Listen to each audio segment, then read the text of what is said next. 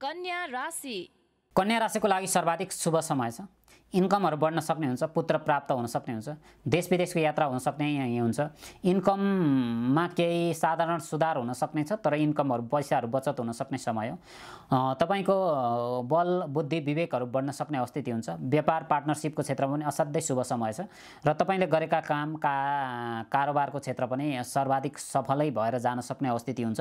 त्यस्तो ठुलो चुनौती आउने अथवा समस्या हुने अथवा के पनि भइहाल्ने भन्ने कुरा केही पनि छैन। इन्कमहरू हुनेछ, नयाँ कामहरू गर्नुपर्ने कोसिस मिल्नेछ। जुन पछाडिको समय तपाईले नयाँ काममा थालनी हुन सक्ने हुन्छ अनि नयाँ क्षेत्रको इन्कमहरू प्राप्त गर्न सक्ने हुन्छ। नयाँ ठाउँमा सर्नु हुनेछ। विदेशमा त सर्वाधिक शुभ हो। विदेश यात्राहरू हुनेछन्। स्टेबल किसिमका तपाईको त्यहाँ कार्डहरू पाउनु छ वा के गर्नु छ भने त्यो पनि पाउन सक्नुहुन्छ। घर परिवारको सम्बन्धमा पनि केही सकारात्मक परिवर्तनको स्थितिहरू देखिन्छ। भाग्यले साथ दिनेछ, ठगीबाट बचिनेछ र समय परिस्थिति नै बलवान हुने रहेछ भन्ने किसिमको चाहिँ ज्ञान पनि प्राप्त हुनेछ।